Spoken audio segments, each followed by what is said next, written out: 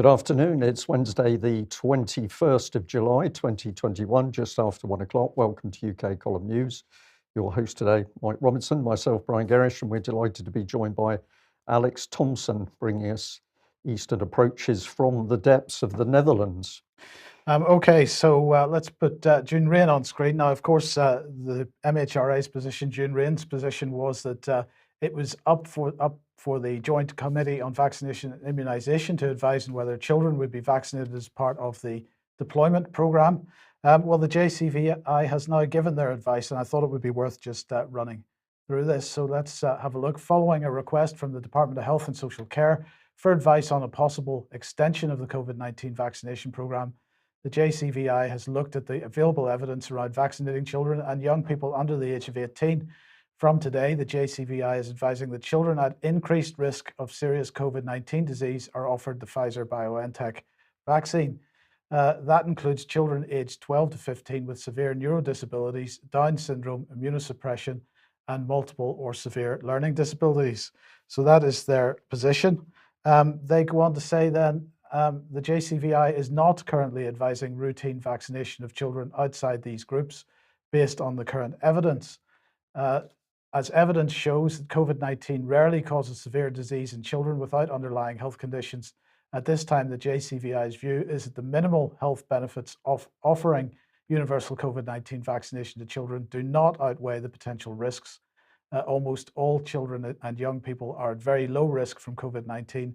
Symptoms, when seen, are typically mild, and fewer than 30 children have died because of COVID-19 in the UK as of March 2021. So Professor Anthony Harnden, who's the Deputy Chair of the JCVI, said the primary aim of the vaccination programme has always been to prevent hospitalisations and deaths, based on the fact that previously well children, if they do get COVID-19, are likely to have a very mild form of the disease. The health benefits of vaccinating them are small. So that seems to be that for now, and we wait to see what happens. But I was interested in the groups of children that they feel do need to be vaccinated.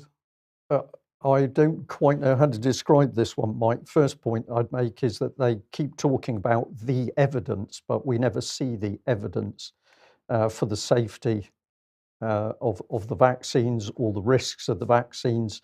That's not coming from the MHRA. It's not coming through the yellow card system because there's no analysis by the MHRA or pharmacovigilance team on what the real risks are. So they talk about the evidence, but it's never presented. You've then got a group of children, some of whom, well, they're all vulnerable, that you've got immuno problems, and yet we are seeing interference with the immune system by the vaccines. We're not seeing any safety documentation. I think they are deliberately targeting this extremely vulnerable group, and I wonder what the outcome is going to be for them of vaccination. A double jab, maybe a triple jab. Well, yeah, I think people have really got to start asking the questions, because they're coming for the children, and that is an extremely vulnerable group of children. Okay, well, let's bring Alex onto the programme. Welcome to the programme, Alex. And a communication from a viewer saying a member of the vaccine harm group with more than 1,000 members and have been dismayed by the lack of coverage in the mainstream media about this issue. While visiting my sister, I came across a recent copy of the Wigan Observer, dated June the 15th, 2021, that I thought you might find of interest. It highlights an issue that I think needs addressing. It seems to be in very poor taste for an editorial comment that appeared on the letters page to plead with readers to get the vaccine while discussing what was no doubt an incredibly painful death of this poor lady after her COVID vaccine. While the main article does mention the government's yellow card scheme, there's no mention of actual data, only the presumption that these vaccine blood clot deaths are incredibly rare. That's something that many other articles covering vaccine deaths have been guilty of across the mainstream press. The Vaccine Harm Group on Telegram and the ones on Facebook, the one on Facebook have been sadly shut down. I've shared many of these articles, yet I'm yet to see one in which a bereaved family member urges for vaccine caution or for the article to give the actual number of deaths involved. I am not anti-vax by any means, but wish for a more informative approach from the mainstream media that has so much power to influence the decisions of people, not least parents, considering getting their children vaccinated in months ahead. My local paper, the Liverpool Echo, has not mentioned the yellow card scheme once, as far as I've seen. other than the readers' comments stories. So more needs to be done to raise awareness about the risks involved. And we have the article here, Alex. Yes, the viewer in question in Merseyside in the Wirral sent us these shots of the paper that she found while she was over in Wigan. And this enabled me, with the headline in question, Heartbroken Dad Seeks Answers About Death of Beloved Daughter. And viewers should see the positioning of that before we move on, is on the left-hand page, and on the right, there's an editorial in a deceptive place, which we're going to zoom in on shortly, and then the Your Views, the letters page, basically. So the reinforcing message was on the same page as readers' letters. This enabled me to go and find the article on the online version of the paper on the next slide. Here we are, Wigan Today. And the headline here is the same one. Subhead, despite the family tragedy, though, this is the father of the quite young lady who died tragically, is still urging residents to get their jabs. And let's go on and see what's the main angle taken on the bereaved father, whose name appears shortly. He says, I think people should be given the true figures on how many people have had issues with these blood clots. I don't think we actually know the true numbers. I just want some transparency. Notice, Mike and Brian, that this isn't in the subheader. Let people make their own minds up. Direct quote from the bereaved father. I want to know what Vanessa's cause of death was, his daughter, but she was fit and healthy and had no underlying symptoms at all. So why did this happen? I know the government's saying the vaccine is safe and these clots are rare, he adds, but when you're sat in a crematorium with 29 other people, because the 1 in 100,000, well, it's a bit more than that if you look at the yellow card data, is your daughter, it's not the same. Now let's go and have a look at the zoomed in version of this. And of course, a lot more readers should be doing this with their local newspapers and communicating with us about their findings. So the right-hand inset on the original shot was clear jab message despite tragedy. This I managed to transcribe the key bit of for clarity of reading. Phil Jones's daughter, Vanessa Newton, died aged just 45, a few weeks after she had had her first dose of the AstraZeneca COVID-19 vaccine, says the editorial comment on the same page as the readers' letters. He is firm, this is not all of what the father said, Mr. Jones, but it's what they're deciding to spin. He is firm that this story should not put anyone off getting a jab to slow the spread of the Delta variant of the novel coronavirus. Hold that in mind, given what we're going to cover later in the news. Residents should take heed of Mr. Jones's word, says the comment, especially if they are wavering about having a COVID-19 vaccine, and should book an appointment when they're given the chance. So very questionable methods here, and I'm not suggesting that the same person wrote this that wrote the much more favourable and balanced coverage on the left-hand page, the actual write-up of the interview with Mr. Jones. But this is a prompting, really, to many of our viewers in Britain, or indeed wherever you are, to look at your local press coverage and speak directly to I would say, more the editors than the journalists themselves, to give cut the journalists more slack. And where the editors are saying you ought to be getting the jabs despite the risks, and almost putting words in the mouths of the interviewees which were not there when the original write-up was done, then you need to be getting on their case about that. Otherwise, it won't happen. Indeed. I think that's a pretty outrageous editorial, because, of course, it's absolutely not what the gentleman said. Okay, well, let's move on to this. Now, back in March, we told you all that the MHR had appointed Dr. Alison Cave as its Chief Safety Officer. Now, just to make it clear and remind everybody, this is a new role. This role did not previously exist, so the MHRA did not have a Chief Safety Officer at the time that the COVID-19 vaccines began the rollout. Well, she has been taken up her role, I think, on Monday. Today, I start my new role as the MHRA's Chief Safety Officer, where my work will begin immediately. I'm joining at a time, she said, in which the scientific, technological, and analytical landscape is rapidly changing. I look forward to working with colleagues at the MHRA to continue to improve our medicines and devices safety surveillance in the UK. So this is all about safety surveillance. I'm not sure what that has to do with safety itself, but anyway, it's about surveillance. Hopefully we're going to see, therefore, now that she's in post, a massive upgrade in the quality of the data which is coming out of the MHRA with respect to the COVID-19 vaccines, because at the moment we can only say that it is not fit for purpose. And just to remind you, Alison Cave then she's a pharmacologist. She's got a PhD in biochemistry. She has worked for the Medicines Control Agency, also the MHRA. She's worked at the European Medicines Agency, at Innovate UK, at the Wellcome Trust, and at King's College London. So that's a bit of her background. And Brian, hopefully we will see an almost immediate upgrade in the quality of the data that comes out of the MHRA. I think we'll see an increase in the amount of talk about safety, but we won't actually see the evidence to support it. What we do need to talk about at this point is sin.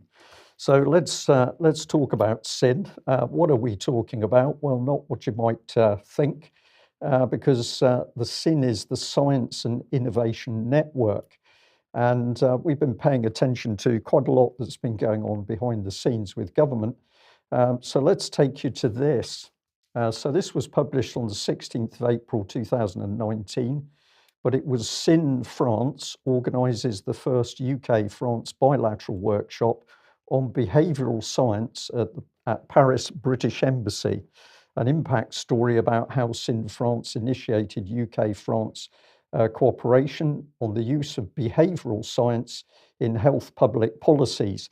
So I wonder, in that local paper, when we started to see the editor overriding what was truth by giving his own opinion rather than the opinion of the person writing in, was that the use of applied behavioural science in that local paper? Who knows? So what have these people been up to? Well, this is a bit more detail. On the 7th of February, the Paris British Embassy SIN team organised the, quote, Influencing Behaviours Through Science, UK-France Perspectives. And this was all done at the British Ambassador's residence. Does that remind you of anything? It reminds me of the Franco-British Council and the Defence Pact that came out of that. But just that was 2019, of course. Yeah. Yes. Yeah. And so the piece here goes on to say the aim of the workshop was to establish dialogue, share knowledge and experience, as well as promote cooperation between the UK and French experts at the academic and policy level. And goes on, it's thanks to a Paris-hosted dinner in the ambassador's residence that this workshop came about. The September 2017 dinner in honour of Chris Whitty, Chief Scientific Advisor to the Department of Health and Social Care, gathered several French health experts from government, policy, academia and industry. The dinner bore fruit in three particular areas: genomics, health data sharing and behavioural science. So these are all topics that the public at the moment in UK totally unaware of. High-level policy meetings going on, UK public not told at all. So let's have a look at what they were dealing in. Genomics, first of all, the UK and France, it said, started collaboration in 2017. Genomics England and Avian, France's National Health Alliance, signed a joint collaboration document in 2018 to, quote, co-fund new technologies to accelerate genomic medicine and research collaboration. And I'm going to suggest a lot more work to be done, but I'm going to suggest that the whole of the vaccine drive is tied in with this drive for genomic medicine, but we'll see what evidence comes up to support that statement. Health data, both the UK and France have placed access to data across the health research and R&D, research and development community, as national priorities, not keeping people healthy, but we're going to grab their data. SIN France is working with relevant parties in both countries to establish dialogue and explore potential cooperation in an area designed to build a more innovative and efficient health and care system. So we're not going to help people get better, we're just making a more innovative system. Meanwhile, the carnage goes on. And this one here, applying behavioural science and social science in health. Apparently in the February 2019 Paris workshop, expert scientists and policymakers met for the first time to discuss the use of, quote, behavioural science and evidence-based policies in government and public policy to answer this question: how can UK and French scientists and experts work together with policymakers to produce the most effective evidence-based policies? So I just want to reinforce it with this. Was the UK public ever told that the NHS-based healthcare system had been replaced by SIN? And of course, the answer is not. But this is the way that politics are conducted, so the public never informed. In fact, politicians in Westminster never informed of the true policies. And if we just join this together with the start of the news, where we're looking at how media manipulates what's happening, let's bring in BBC Media Action. We're going to be talking about them a little bit later. But here was their headline from 2016. Can mass media cause change? A randomized control trial finds out. And this is what they had to say. Can the mass media cause changes in an audience? Can the mass media cause changes in an audience's knowledge, attitudes, and intention to practice behaviours? A BBC Media Action, we've just successfully conducted a randomised controlled trial to investigate this chain of causality in a primetime health TV drama. So you're using a drama in order to change the way that people thought in Bangladesh. Here it is. It's called Sailing Against the Tide. It resembles many primetime family dramas with storylines around the themes of falling in love, marriage, and the important role that mothers-in-law play in Bangladeshi marriages. But the production team also weaves key elements of health knowledge into the dramatic arc, such as the recommendation that 4 antenatal childcare visits are ideal for the pregnant mother. And it goes on to say that that program is closely linked to a follow-up discussion show after the drama, in which some of the characters from the show, a medical expert and a real-life contributor, review some of the key issues explored in the episode. So very vulnerable people, I would suggest, in Bangladesh. BBC using them for an experiment to see how they can apply mass media to change how they think about medical matters. And of course, that is exactly what's happening in this country around the application of vaccines, where the line from the BBC is simply take the vaccine, we're not going to talk about risks. Now, Alex, we've been sent an interesting photograph. I believe this is a sign on the door of, well, who is it the sign on the door of? Is a French member of parliament, member of the Assemblée Nationale. The person who tweeted it is a very big hitter in French law. He's Maître Di Fabrizio, who is leading the challenge on vaccine passports, in which France has taken many strides forward to totalitarianism, as we've been covering. So the top line has been cut off where the name would be. After that, député, member of parliament, and below that, bureau parlementaire, so my parliamentary office, opening hours, first floor. And then the key bit, which has been ringed in red: la permanence est interdite aux animaux et aux personnes sans passe sanitaire. Admission will be refused to animals and to persons without a COVID pass. So Maître Di Fabrizio, in tweeting this, said that for the sake of decency, which I think is pretty too gentlemanly of him, he's not naming the French member of parliament involved.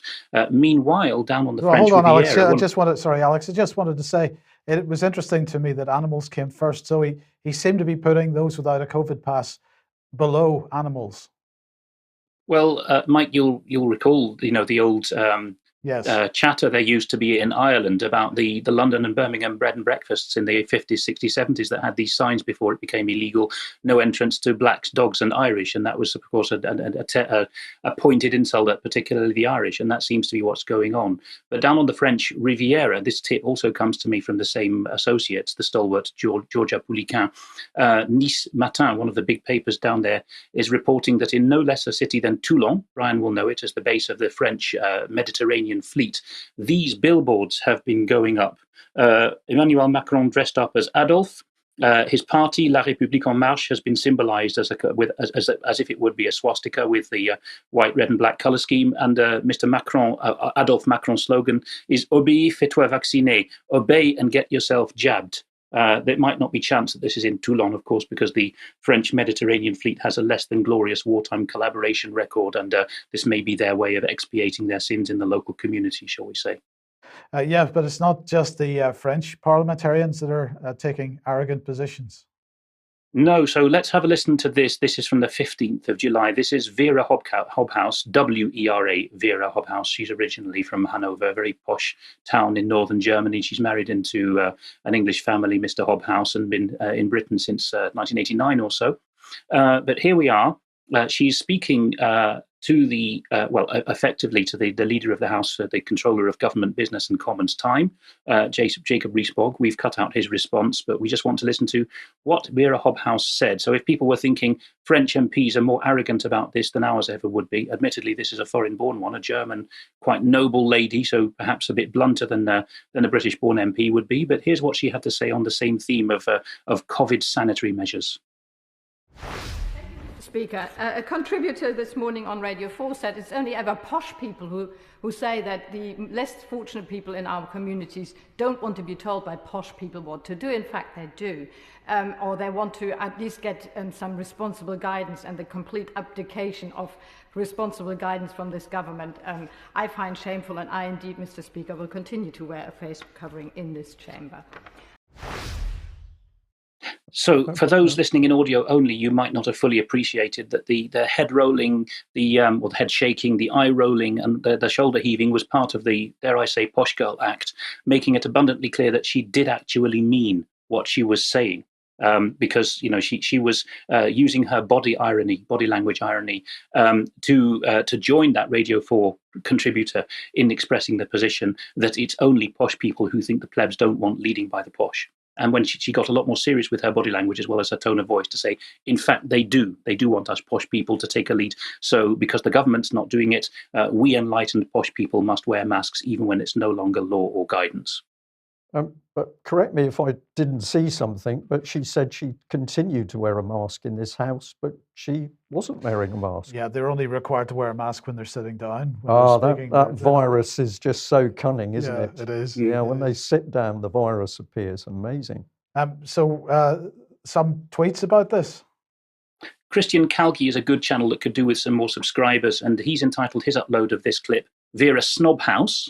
And here I engaged in a bit of dialogue with a gentleman named Jay, if that is his real name, who made a fair point, actually. He says that this clip has been shorn of context, and basically says he carries no candles for mainstream politicians, least of all the Lib Dems, who in Britain have the reputation of being the most statist of all the major parties.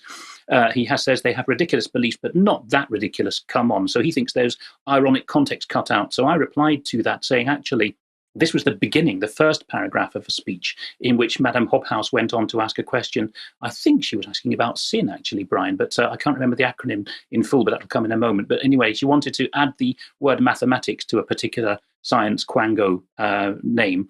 And I said that the whole point of the forum in which it happened, which is the business of the House debate, is that there is no context. Everyone stands up, as they're called, and simply says, I have an axe to grind, that this is not being given parliamentary time. And just in passing, you can see that the Hansard transcript, one of the best transcribing services in the world to this day, if you look at the next slide, does actually make that clear, that she gets up on her feet and the first thing she says straight away is her beef about mask wearing. There we are. That's come up now for us. So on the business of the House, you can just see that the member for Bath, Liberal Democrat Vera Hobhouse, simply stands up and says that apropos of nothing about COVID. It's what was really on her mind. And at the end of that clip, then she picked up her paper to start her main point. So that there was no other context. She really meant it. Yeah. Okay, thank you for that. Okay, now if you like what the UK Column does and you would like to support us, then please head over to ukcolumn.org/community. There are options to help us out there. Also, please do share any material you find on various platforms. Of course, the ukcolumn.org website as well, but we're also on brand YouTube, on Rumble, on BitChute, on Odyssey. Patrick just wanted me to also remind everybody that his old normal t-shirt is absolutely still available. Not very many left, however, so you need to get in quick. So please do so if you would like one. Yeah, excellent t-shirt. I do love it. Just put up a quick advert that we've been doing some interviews over the last few days with qualified scientific experts. And the first of these interviews, No Smoke Without Fire, we're talking to Dr. Harvey Seligman, who's principally talking about vaccines, children, and the statistics from Israel, but also other countries across the world, and Dr. Anne-Marie Yim, who's giving her concerns about the vaccine and its effects from her experience in labs. So we hope that that will be published later today. That's part one. Part two is the one that really focuses on the statistics. Both of them, I think, are worth watching as a package. So see if you can devote the time to doing that. And an email that came in from a lady called Gillian, which I thought was interesting. She said, "Thank you and your team. You and your team are brilliant. Thank you for what you do in exposing the lies. However, in one of your programs, you showed a survey on Home Office surveys which can't be accessed. I'm not sure what that is at the moment. Well, I'll have a look into that. But she says she's written to her MP throughout to no avail, and Boris posted a letter to Boris yesterday, been unable to get to London for any protests, and wonder what else I can do to wake people up and stop this awful tyranny." First thing that came into my mind is get on to the local party chairman of your MP to demand explanation as to why there was no answer from the MP, but also suggest you make contact as a first step. See if you can find 1, 2, 3 other people in your local area that you're able to meet, sit down and have a chat with them about what you can do, because it's out of these very small meetings that very interesting things happen. It may be some targeted email campaign, or it could be some appropriate stickering with an appropriate sticker. So I'd say the first thing is to see whether you can team up with 1 or 2 other people, because there's always strength in numbers. And that's going to be more and more important, because we'll be talking a little bit more about Pegasus in a minute. So that should be clear. Now, just to remind everybody that there is another demonstration this weekend, a big demonstration this weekend, if you'd like to attend it, in London on Saturday the 24th of July, 1 p.m, Worldwide Rally for Freedom, and also World Ivermectin Day. Now, of course, we know that the British government has begun its trial of ivermectin, well, we wait to see whether they do the same hatchet job on ivermectin that they did on hydroxychloroquine. Well, in the meantime, everybody should be at that event. Multiply, yeah, we just needed to multiply. We need more people, and not only, of course, in London. Now, of course, on Monday's programme, we were talking about the demonstration that was taking place outside Parliament Square. That was happening as we were on air, so we weren't able to get all the footage out to you. I want to thank Drew at LetMeLook.tv once again, because there was a bit of trouble with the police at this particular demonstration. I'm just fascinated about the types of things that were kicking off. First of all, we should say that on the weekend demonstrations, the policing, the one that I saw was at, and anything that I've seen, the policing is quite low key. But on this one, the police were out with their helmets and batons and so on. So what I want you to have a look at, just watch carefully what happens in the crowd here. We've just taken a small excerpt. We'll start this video, and we can see that a group of people push the crowd forward into the police line, well, that looked like a deliberate action. Now, at the weekend event on the 26th of June, there was an event, or there was an incident took place outside Downing Street where bottles were thrown into Downing Street, and that resulted in a police charge. And it looked to me like those bottles, or that incident, was staged, in the sense of there was possibly people there that were not part of the crowd otherwise, that took some action that the rest of the crowd weren't actually interested in taking. And that seems to be the case here as well. I'm particularly interested in because this person here seems to be one of the people that has kicked the whole thing off. And on the back of his t-shirt, it says hashtag, can you say it? Hashtag life. Sorry, I've forgotten. Yes, life something power, I think it is. So, well, you can freeze the screen and you can have a look at that. I'm just interested to see what that hashtag, if anybody... Power resist. That's it, life power resist. Does anybody know what that hashtag means? And I'd just be interested to know. But anyway, obviously that incident was earlier on in the event, but then later on it got a bit more aggressive, particularly for one individual, and that was Will from Resistance GB. Yeah. So I'm just going to show a little bit of video here, and the key thing is what led up to this, because as you can see, Will is filming here, but it's all very peaceful and quiet. This policeman, however, is speaking to this lady and putting on some gloves, and they're padded gloves. So that is very interesting. He's very calm and cool. He's having a normal conversation. It's as if nothing strange is going on. But as soon as Will lifts his camera, as you'll see in 1 second, the police jump on him at that point.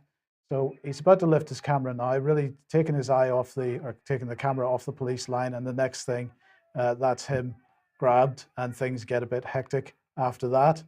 Now, I've edited this somewhat, so you'll see what happens next. He is on the ground, and he's being punched by the police.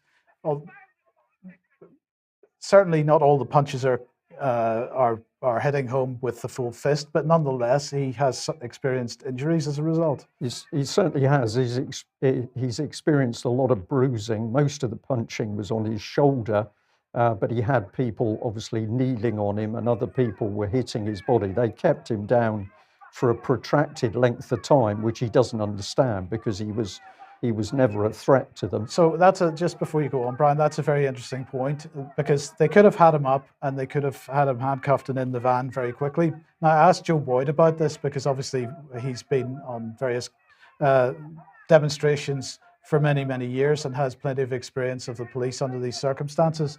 And he agreed with me that there's a number of possible explanations. One is that the police, in fact, did this in order to create angst within the crowd. Another is that the police did this in order to create media headlines. But he also suggested the possibility that they would not move him until they had somewhere to move him to and a clear path to move him to. And one of the things that Will said to us this morning was that, in fact, the crowd here was it's sort of in a line, so the police couldn't get to the van. Yeah, they formed a human wall to try and stop the police getting him into the van, but the police did achieve that. And ultimately, he was taken to a police station, held for 20 hours. But I think what was going on at this point when they had him on the floor is they were searching his property. They were searching bags and pockets. And one of the things he's been accused of is he had a pocket knife. And so his camera stick and the pocket knife means that the police are apparently investigating the fact that he could have been a direct threat to them.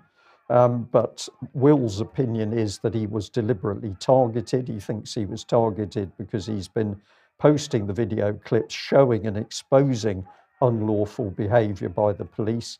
And as he says, the police are facing largely peaceful protesters with weapons. They've either got batons or they've got tasers, which are classed as a weapon.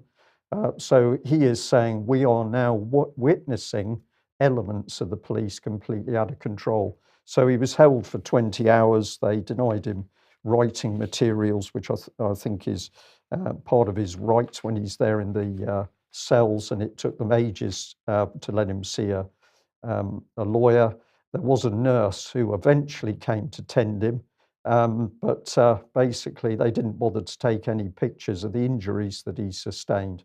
Now, he is dark-skinned, but he said, I can still see the bruises on my skin, but no photographic record was taken by the police. Obviously, they didn't want anything like physical damage to cloud their decisions over what he was up to. Yes. Okay, let's move on to this then. BBC headline, and on the BBC radio this morning, this is a big issue. UK and France agree deal to tackle rise in channel crossings. Now, it is spectacular how we are effectively merging with France. Brian, we've obviously got a 50-year defence pact. We've talked about that over many years. You're talking about the behavioural science side of the UK-French collaboration. And now we've got this UK-French collaboration with respect to immigration and channel crossings, which doesn't seem to do anything other than to facilitate the migration. But what I really wanted to focus on here was just to remind everybody what's going on here. First of all, we've got people coming in from the Sahel, and to a certain degree, mostly from the Sahel. They're being trafficked, so there's a huge industry behind this. They're coming into the UK, but they're not just coming into the UK. So if we look at the map here, and I'm going to focus on Lake Chad as one example, the Lake Chad area. We've got people being trafficked to the west coast of Africa, also up through the Sahara through into Libya and into Algeria and so on, and then across into Europe. And that does two things. First of all, it removes people of a certain, because these tend to be young men, predominantly young men. Yeah. It removes young men of a certain age out of the Sahel area. But the other thing it does, of course, is it helps break down the national identities in European countries and so on. But the thing that is never mentioned and never really discussed is, in fact, that the migration isn't just going west and north, it's also going south, and it's also causing problems in countries south of the Sahel as well. So we seem to be emptying, I say we, I'm talking about Western, and we'll see why I say this in a second, Western influences seem to be emptying this region of young men. And the question is why? Well, I don't really have an answer right now, but I just want to highlight once again who is operating in this area. It is obviously China's Belt and Road is in there. The EU is very interested in this area.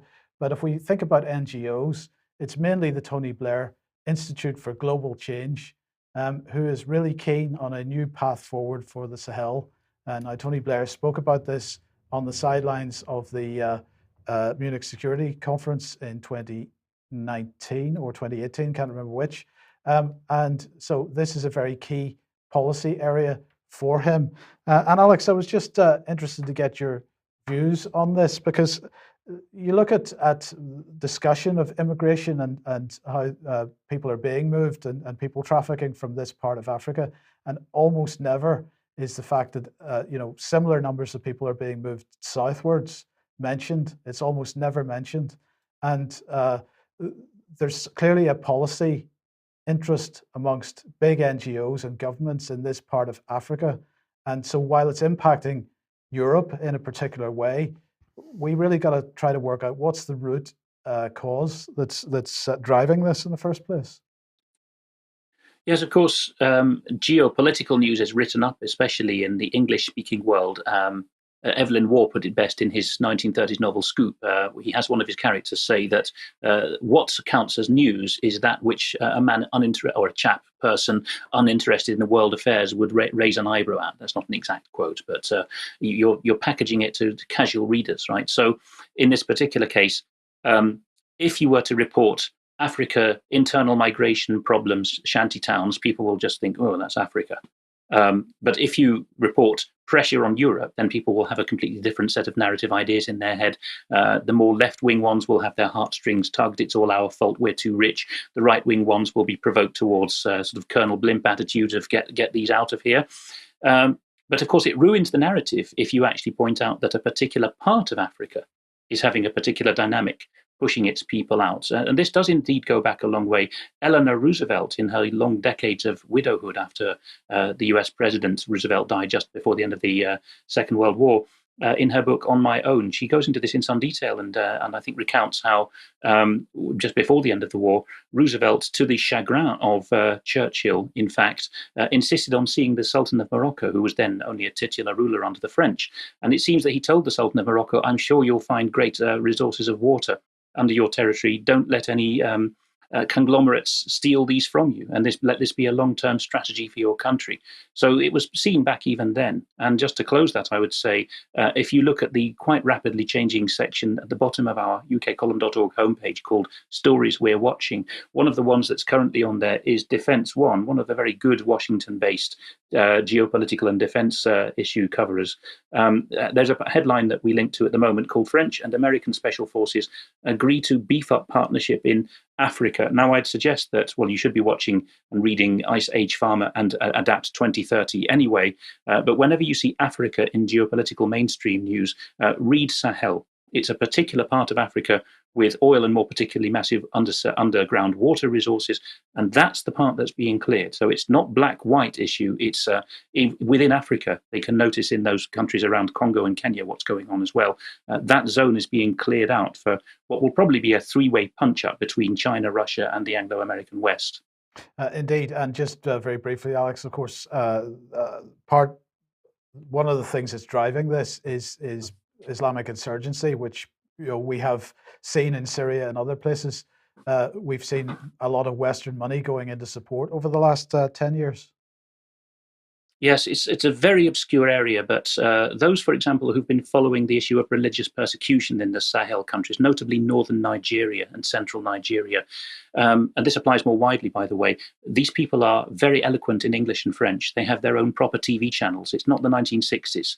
You can easily find online Africans speaking eloquently about their own stuff. and interpreting the world and their own part of the world in good English and French. So you don't need to rely on Western journalists, but absolutely the issue, particularly I've seen in Nigeria, if you speak to locals, for example, church leaders, local council people, they will say these problems came in overnight. They had no root in our previous history. There was no previous form of African Islam or Christianity that gave rise to the communal violence that you saw. And of course, it's often blamed on competition for water or other natural resources, but there's far more to it than that. There's an overnight whipping up of hate, which seems to concur pretty closely with when the Brits arrive. Okay, thank you for that. Now let's move on to Green New Deal and the EU. Now, of course, a week or so ago, we were reporting on the European Commission adopting its new package of green proposals to deal with climate, energy, land use, transport, tax, and so on. And we were highlighting the fact that, if you remember, they were proposing exempting private jets from whatever policy they were going to push through. They're calling this Fit for 55 because they're intending to bring net greenhouse gas emissions, as they describe it, down by at least 55% by 2030 compared to 1990 levels. So there's been quite a bit of pushback, however, in the last week from industry, from especially the car industry. So the French government and the Italian government have had to react. This is Euractiv, and the headline here is French President Macron meets auto sector representatives.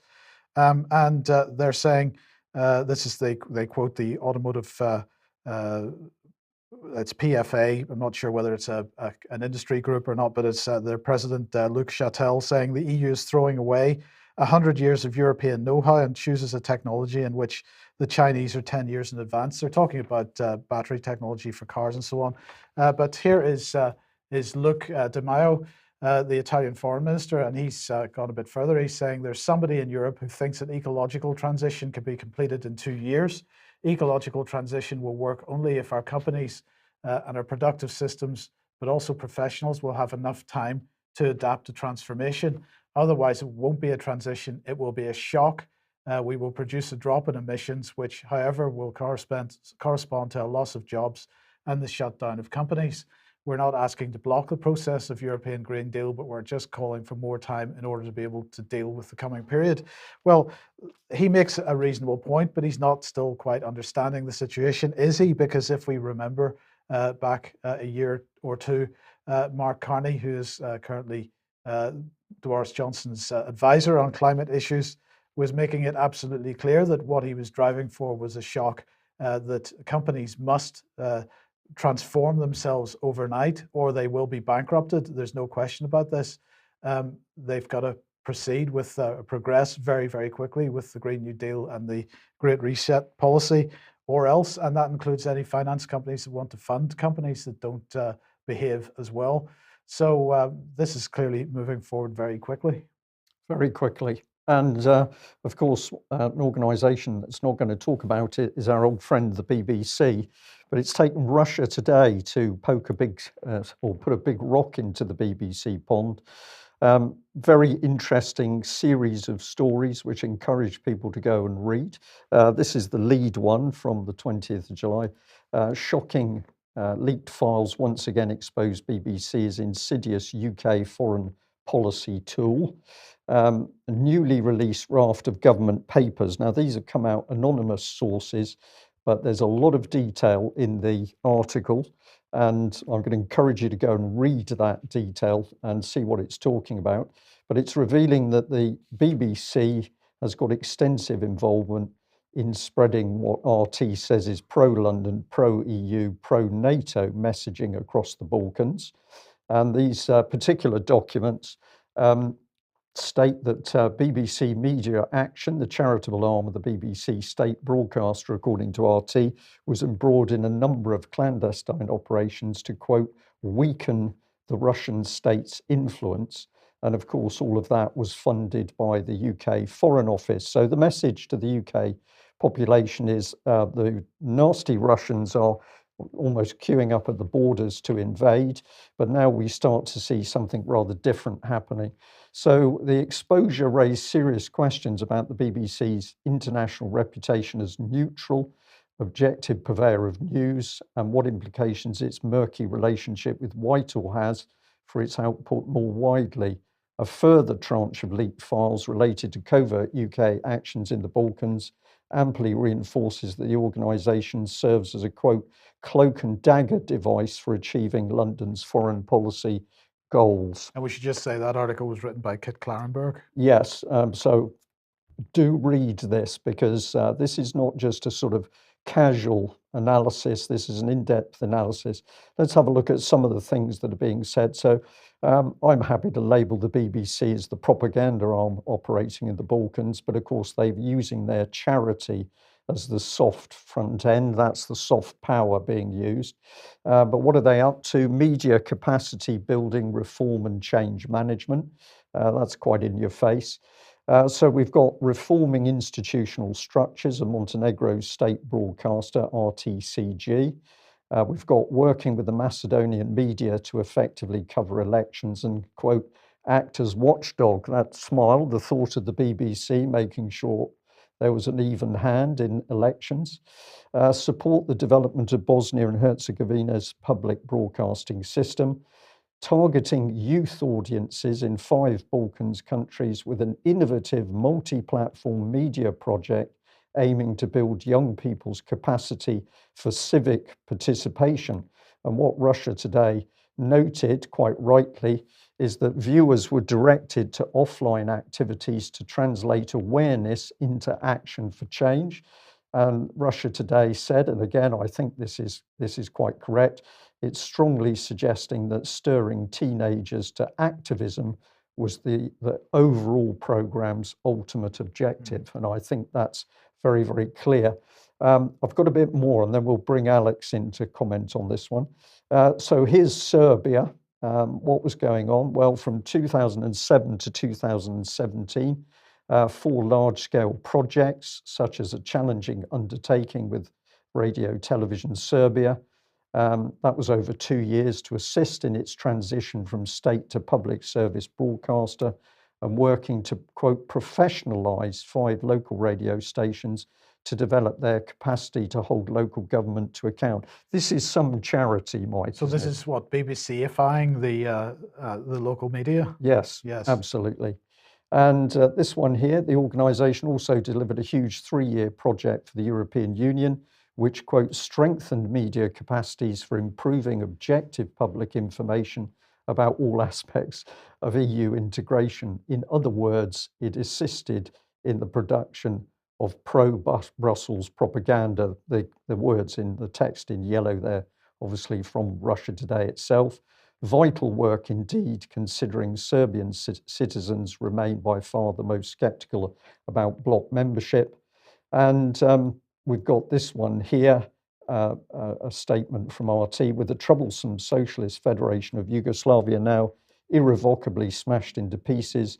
Whitehall needn't threaten the use of military force to compel Balkan media outlets to transmit pro-Western propaganda. It simply dispatches BBC staffers to their offices under the bogus aegis of promoting media diversity, free expression, democracy, civic participation, and fostering debate to ensure they remain acceptable instruments of public information. So a lot of sarcasm in that particular paragraph. We've got a little bit more to cover, but Alex, Russia Today absolutely hitting the business, the nail on the head, because we have warned, as I'll show in just a moment, that BBC Media Action is used as a propaganda arm of the BBC and the state.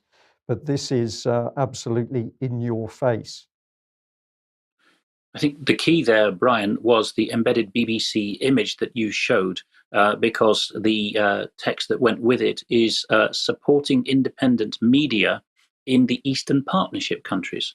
Which organisation puts the former communist countries that aren't in the EU into the bracket Eastern Partnership? It is the EU itself. It's an EU term, right? The BBC is taking an EU perspective, or the two organizations are taking the same perspective. People, if you want to look at the history of this in one person, Georgia is the former Soviet Republic of Georgia, of course, is one of the best performing EU NATO aspirants. And so we can add a third organization to that triumvirate, which is BBC aspirant country. And some of its journalists, like Natalia Antelava, who 10, 15 years ago was the main BBC woman in her own country of Georgia, got so good at this game that after a few remakes, for example, I think at one stage she turned her hair purple and whatnot, she was then dispatched to lesser performing pupils like Ukraine in order to do the same, to rejig their media. So that whether you're talking drama, you focused on Central Asia, Brian, in your article that's still at the bottom of the UK column homepage about BBC Media Action from some years ago, whether it's soap opera stuff or whether it's news, the strategy is the same. Here is the news. That's what a state broadcaster would do. And then, as the BBC says, you need to make the twist to public broadcaster, by which they mean you add, but many people are very unhappy. Cut to very enraged young person. Then you have got your complete drama or package. That's balance from the BBC's perspective. Yes, now look, just before you go on, Brian, I just wanted to say in the chat box, the statement or the question was, is BBC license fee money being used for this? No, it is not. This is a separate budget. It comes from the Foreign Office directly. If you look for all Foreign Office spending over £25,000, you'll find a monthly report which lists what they spend, and BBC Media Action is receiving multiple millions of pounds from the Foreign Office directly in order to do this stuff. So although it is representing the BBC in the sense that it's a BBC charity and they share their pension pot and things like this, it's very much getting a separate tranche of money for it, and it is UK government soft power in action. Yes. Well, excuse me, the article we've just shown you from Russia Today is linked through to this other article, Leaked Papers Allege Massive UK Government Effort to Co-opt Russian Language Anti-Kremlin Media and Influencers to, quote, weaken the Russian state. Now, that was back in February 21, but what, of course, was in this article was mention of the Zinc network. And so let's just bring this in. One program Zinc bid for is support for independent media in the Balkan states. The leaked papers included the statement of requirement for the project, as well as the details that were spelled out to contractors at a meeting convened June 2018 with our old friend. Yes, our old friend, the Counter Disinformation and Media Development Chief, Andy Price, along with a parallel operation in Eastern Partnership countries. So what were they doing here? Delivering audience segmentation and targeting support for two of Russia's leading independent media outlets, Meduza and Mediazona.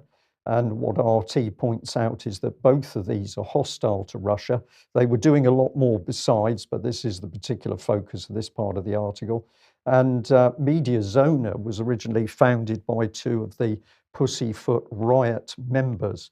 So the government's come in to help support those upstanding young people. I believe they're women, and the Russians picking up on this. Just before you move on, Brian, just to point out, the Zinc Network is a successor to the Integrity Initiative, so this is a follow-on from that project. Yes, and so this is the article's quote around Andy Price. It's not what the man said himself. The support for independent media in the Balkan states, set to cost up to $6 million 2018-2021, is ultimately concerned with weakening the Russian state. And Price warned attendees against unauthorized disclosure of activity and noted that for security reasons, some suppliers will not wish to be linked to the Foreign Commonwealth and Development Office. Okay, and let's just remind ourselves, a while ago, we were asking questions about the Behavioural Insights team and why they were using stress and anxiety in the COVID situation around us. So this is what we'd sent them in an email. We got no reply at the time. We were having a look at the Behavioural Insights team global board. We were very interested in David Halpern, a key man, but we're also interested in this lady, Janet Baker from the Cabinet Office, and her LinkedIn page took us through, and well, extensive experience, but let's move through quickly. What do we actually come up with? This one here, that she's involved with Zinc And if we look at Zinc itself, we help our clients deliver meaningful, measurable change around some of the most complex social issues facing the world today. So have a look on their website for the detail. But it says that for it to get involved, it must tackle one of the great unmet needs in the developed world. The target addressable market must exceed 100 million people, and there must be lots of unexploited opportunities to, quote, disrupt. So I think it's pretty obvious what's going on. They're funded, or were at the time we made this report, with the London School of Economics. And as Alex has just said, if you look on the UK column website, we've been warning about the actions of BBC Media Action since 2014. So propaganda and subversion being carried out by the British government with the help of a charity called BBC Media Action. Let's move on to defence issues, and this was in the Times, I think, on Sunday.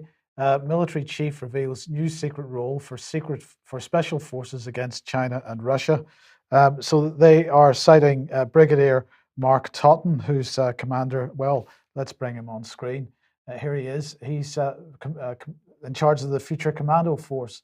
And he was quoted as saying, for example, you could send 25 guys from special operations to Africa, carrying out counterterrorism, and send 4 guys from the SAS to somewhere in the South China Sea.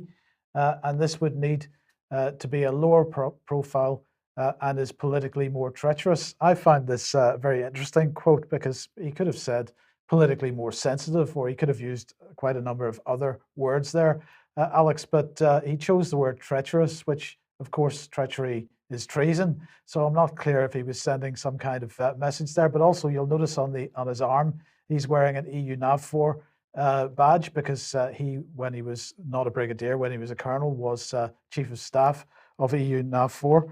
But anyway, the Future Commando Force is the rebranding of the Royal Marines, and it is going to be taking over some of the tasks which are normally given to the SAS and the SBS as Special Boat Service, and they're going to be focusing on Russia and China. What we'll be able to do is to allow special forces to focus on more difficult, more complex counter-Russia, counter-China tasks. It takes real specialist expertise, so we will allow them to have more time and people to address those, and we can conduct some of the tasks, such as maritime counter-terrorism, for example, or partnered operations where it's difficult and where there's a higher risk. And they also make the point that, the Times rather makes the point that this will be operating alongside MI6 to mount surveillance operations against the Chinese and the Russians. Well, I just want to go back to March and to remind everybody when the defence review, because we covered this at the time, and this is really more information on what was said. So first of all, Ben Wallace, talking about a vast global footprint, we will be constantly operating to deter our adversaries and reassure our friends, integrating with our allies and ready to fight should it be necessary. So what we have seen is that the EU Defence Union, the integration of EU member states, seems to be broadening out to be a transatlantic alliance, much tighter than NATO even was, and NATO itself being retasked with respect to already Russia, but respect to China as well. At the same time, then we had Mark Carleton-Smith, who's chief of the defence staff, saying the creation of the Rangers is alongside this new Royal Marines task force will free up special forces to focus on the more persistent and lethal threats associated with hostile state actors. And Wallace again saying that last autumn, the Chief of Defence Staff set out his plans for how we'll operate through the integrated operating concept. These terms should all make people feel very safe. We must work with allies to make most of the new technologies, improve integration across all domains and throughout the spectrum of conflict. The Secretary of State's Office of Net Assessment and Challenge will encompass wargaming, doctrine, red teaming, and external academic analysis. Office of Net Assessment and Challenge, another term which should make us all feel very safe. The widespread use of cyber, organized crime, electronic warfare, proxy fighters, and disinformation can be seen on nearly every continent, and this is very much a focus of what they're doing. So the integrated operating concept then, the central idea of that is offensive rather than defensive. And I think this is really key, because what we're seeing is the Ministry of Defence really being transformed into the military of offence. And just to remind everybody what Nick Carter, the Chief of the Defence Staff, said, the nature of war remains constant. It's visceral and violent. It's always about politics. What is changing is the character of warfare. What's evolving significantly due to the pervasiveness of information and the pace of technological change. And he said we need a new model for deterrence that takes account of the need to compete. And of course, another term that they were pushing very hard and still are was fusion doctrine.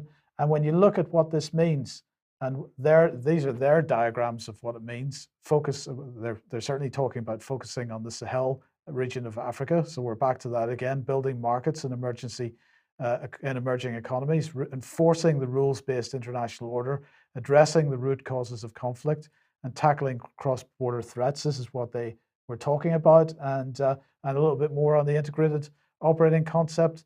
It's to drive the conditions and tempo of strategic activity rather than responding to the actions of others. In other words, offensive. But maximizing advantage will only be realized through being more integrated within the military instrument, vertically through the levels of war, strategic, operational, and tactical across government and with our allies, and in depth within our societies. This is all about our safety, so we don't need to worry. The old distinction, they went on to say, between foreign and domestic defense is increasingly irrelevant. And this was another quite chilling thing. When fake news appears to originate not abroad, but at home, it gains credibility and reach, stoking confusion, disagreement, division, and doubt in our societies. This has been particularly evident with the significant uptick in disinformation and misinformation during the coronavirus crisis. Home, he said, is no longer a secure sanctuary whence we may choose to launch interventions unhindered. Away is no longer a regional horizon, but a global one involving space and the electromagnetic spectrum. But actually, Alex, what Carter was saying was in his presentation was that, you know, when the military go abroad, they know who the enemy is. When they're abroad, they're in theater. It used to be that when they come home, they're back home and they're safe. But it's no longer the case that they're safe back home. He was very much suggesting that home is as much a threat as away. So we're seeing these narratives of integration, bringing everything together, of disinformation, misinformation, and the threat from home. And should we feel safe under these circumstances? No, and this is a 50-year-old script at least. We've had disruption because of losing some video platforms, but soon we hope to get back up. 2 talks called Emergency Briefing from 2018 at Totnes, which address different angles of this. And in mine, I talk about how in 1982, the first edition of the Hut 6 story by Gordon Welchman, and he's the unsung hero of GCHQ's wartime effort, describes how in the 1970s, the MITRE Corporation, very closely embedded with NSA as a contractor, called Gordon Welchman out of retirement back in the 70s and gave him exactly that script to speak, which he blabbed actually and did in a chapter at the end of his book, which was pulled from any future reprints of that book. And the key line in that suppressed chapter was, the enemy from now on is going to be at home and we need to keep our guard up, basically. And David Scott has filmed this happening in a homecoming parade on the streets of his own city of Perth. The guns out as if they were still in enemy territory. So no, this is a long-term script. I have seen the embedding of special forces going on in war zones in the 2000s when I was a GCHQ officer. It's never been avowed there, but it's now being, like a lot of the other super secret stuff, spun out and almost shouted as a kind of trophy force. While you were going through this, the thing I was thinking mainly was everything's being promoted. So special forces are becoming super special forces. Sub-special forces are becoming special forces, conventionals are becoming specials. So in the end, that means mass conscription is going to be needed to stand up to the conventional forces of Russia and China. Sorry, but that's the long and the short of it. Otherwise, we won't stand a chance against them. Well, that's assuming that we want to be getting into that kind of conflict in the first place. Yeah, I was just going to say that rising hierarchy you've described, spot on, Alex. And where are the troops going to come from? Well, they're going to come from any nation that's gullible enough to get sucked into this globalist plan. So what we're hearing about from UK, that's the angle we're discussing today, is that we're going to take control of other nations and their human assets in order to form the armies we need. I think that is absolutely right, and that was a key part of this integrated operating concept. Britain was presenting itself as the glue that binds together the integration. So they're providing all the back office roles, and they may have some specialist roles, for example, this Future Commando Force. But really, we are providing the doctrine and the ideology that goes with this. We're providing the comms networks, we're providing the satellite communications, and this kind of stuff. And but when you listen to it and when you read what they're saying, I mean, just remind everybody, one of the concepts that they are absolutely promoting, that Mark Halton-Smith and Nick Carter are promoting, is this concept that war is no longer a binary position. You're not either at war or at peace. It's a spectrum that you're on. And so, in other words, they are very much hoping for the idea that we are in a persistent war, a perpetual war. Alex?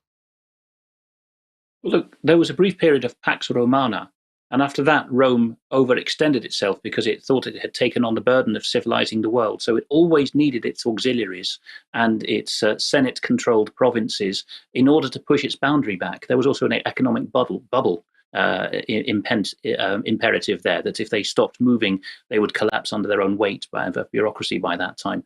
So all of this vicious circle, we're now on that pathway. We're about the 3rd century in Roman Empire terms, and it's very closely mappable onto what we were talking about with the BBC as an overseas arm now of the Anglo-American world domination project, or the deep state project, because they are getting together the auxiliaries. We'll go into this in more detail in extra time for subscribers in several case studies from Eastern Europe. These auxiliaries are necessary to do the legwork so that our really suave operators can do the really hard work, pitting themselves directly against the Russians. Yes. Now, they mentioned the Future Commando Force working with MI6, but what's MI6 up to? Well, this is a good website, Daily Maverick in South Africa, and they are staying on the case of Alan Duncan's memoirs. He was the junior minister in British parlance, the Secretary of State. Sorry, I beg your pardon, the junior minister rather than Secretary of State at the Foreign Office. And he produced some rather, if you'll pardon the expression, bitchy memoirs. They were catty, shall we say, in which he blabbed on several things, one of which was that the Sultan of Oman, one of Britain's key protectorates in the Gulf, had a privy council which was stuffed with MI6 types. They've gone further into that, and they've now said that there's an entire secret Whitehall committee at the Ministry of Defence that holds no records. Gulf Advisory Group, according to the key points they've put below the headline. And it took some of the, I have to say, my least favourite, but I'll give them their due, my least favourite social justice warrior, Labour party representatives, alias members of parliament, did some digging here. And they were at first fobbed off. And also the ex-SNP man, Kenny MacAskill, he of the Lockerbie fiasco, who's now in Alex Salmond's new party, Alba, in Scotland. Kenny MacAskill, and I think it's one of the Coventry MPs, Sultana, who's quite a social justice warrior, they kept at the case, initially being told the group you're asking about doesn't exist, and found that there was actually a Gulf Advisory Group at the Ministry of Defence. It keeps no records.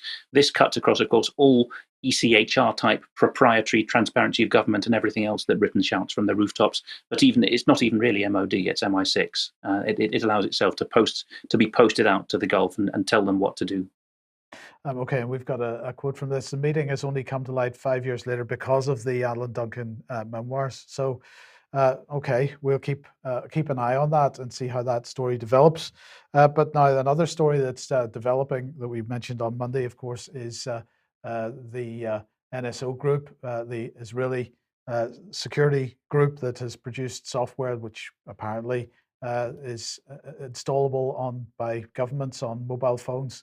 And makes those phones effectively open to various agencies.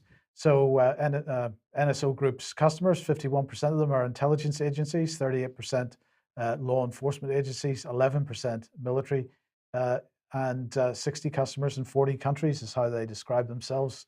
But it's okay, they turn away customers if they aren't ethical. Now, some people are asking, well, how does this work? Because I'm using encrypted channels in order to communicate with people? Well, of course, if you consider an encrypted channel, if you're looking at WhatsApp or you're looking at Telegram or so on, that only works. It's the connection between the two devices which is encrypted, so the encryption works across the network. And even assuming that that encryption can't be broken, and I don't have any evidence that it can, and even assuming there aren't any backdoors in that encryption, and again, there's no evidence that there are, although MPs are calling for it.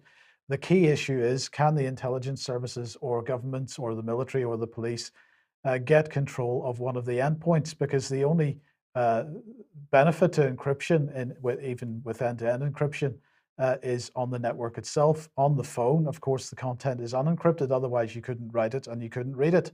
So if the agencies can get access to the phone and they can install their software on there, then of course you are hemorrhaging perhaps data from your microphone. It could be used as a bug. It could be used to log text messages as they're being typed in to WhatsApp and Telegram, or as they're being received. So end-to-end encryption is only useful up to a point. But as we have a look at this, we've got a statement from the United States here, from the White House, saying the United States, joined by allies and partners, attributes malicious cyber activity to irresponsible state behavior to the People's Republic of China. So this comes back to what we were talking about a second ago. But the question here, Alex, I've got to say, is what position are we in to be criticizing China or anybody else under these circumstances when we are employing an Israeli company to hack people's phones on the behalf of our governments? I'm not aware that there's any direct evidence being made public yet that China's doing this, but we now have more evidence. We've had plenty of evidence in the past, but more evidence that the British government, Western governments are doing exactly that. Well, it's all Five Eyes countries. And I remember speaking in 2018 at Totnes about this at some length, about Israel as the sixth eye, or the eye that sits above the five and sucks up this data through contractors, but through controlling the deals that the governments of these countries sign with commercial actors. It really is able at the level of Unit A200, the Israeli Signals Intelligence Agency, to hoover up whatever it wants. So we're in no position whatsoever. I mean, one of the other Five Eyes countries, Australia, hosts a company called Appen, APPEN, and it took a Dutch journalist, Mark van Mierop, to write a whole book recently called, Huub Modderkolk, I think his name is, Het is oorlog, maar niemand die het ziet. It is a war, but no one can see it. And he goes into detail on, he's not the only one, I've seen it personally too. Appen approaches linguists with a profile on various translation and transcription websites and says, do you want to transcribe material for us? It turns out to be chatter picked up from people's phone microphones, sort of third world immigrant taxi drivers in the West who speak rare and interesting dialects of interest to the military in the West. So, no, we have absolutely no leg to stand on. From the tactical to the strategic, we do it all. Yes, now just briefly, The Guardian is leading this really with a bunch of other organizations. This exposure is a result of a whistleblower, but 50,000 people are the number of people that are supposed to have this spyware on their phones so far. Not just journalists and activists, but also some world leaders, apparently. So we've got the South African president, we've got Emmanuel Macron listed, Tedros, or the World Health Organization's Director General, is on there. We've got Charles Michel, the president of the European Council, a couple of senior Moroccan politicians, Imran Khan, the Prime Minister of Pakistan, and so the list goes on. So it's not just activists and journalists, although it's mainly activists and journalists, Alex. But I mean, what is going on when heads of state are being targeted? That's Israel. I'll wager that. That's not okay. China wants to get into the big league of SIGINT players, which it hasn't previously been in, the big five. So obviously they would like, in a nice to have world of all their target wish lists, to have those heads of state and WHO types. But the emphasis on the activists and the emphasis on those particular countries of interest like Morocco and Pakistan make it pretty clear to me that's Israel. Yes, and Alex, just briefly, because of course we've got to remember where this began. It was really with John Poindexter and DARPA and the Information Awareness Office, I think at the turn of the century, or 2001. This logo didn't stick around too long because it became a little bit hard to handle, controversial, and so on. But of course, what was being planned and being developed under the auspices of the Information Awareness Office was what eventually Edward Snowden blew the whistle on. It's what Bill Binney's blowing the whistle on. What we're seeing is a succession of these types of programs, but it really sort of began here, didn't it? Well, yeah, I was at the conference. I didn't quite get the T-shirt, but I was at the inaugural NSA conference for Five Eyes analysts on intelligence analysis. I think it's an annual event now. I went in 2004, and I remember Mike Hayden, the then director, General Hayden, sorry, of the NSA, and Admiral Poindexter and the GCHQ contingent, including yours truly, asked a few questions. And I remember Poindexter colouring up like a beetroot being asked about that. Not that logo, but the TIA, the Total Information Awareness Package. They couldn't defend it even to a room of their own patsies. So embarrassed were they. Psychologically, I'd say the only rationale is that below all the levels of filthy Anglo-American deep state, Israel is there, and they knew that they were treasonous. Yes. Perhaps we should just add a little bit into that. So interesting now that DARPA's got into the medicine, health and genomics industry, but a lot more to come out on that little link. Yes, but well, we're right out of time. But Alex, we do have an ending slide here. So tell us about this one. Yes, this has been tweeted out by Gavin Ashenden, a well-known dissident cleric, formerly one of the Queen's chaplains until he got the boot. But it's originally featured in the Times. So for those who are listening without a picture, it's a Church of England parish church with two altar servers attending to the candles and straightening out the altar cloth. But in front of the altar cloth has gone a little flag, obscuring whatever Christian logo is there, underneath a crown of flowers, and it says, National Health Service, we thank you. That is making the National Health Service an object of worship, isn't it? I think there's no two ways about that. No, I think that's pretty clear. Yes, but we've exposed in this news what's really happening to the NHS behind the scenes, which is that it's dissolving incredibly quickly as we're looking to this future policy on what healthcare is in partnership with the French.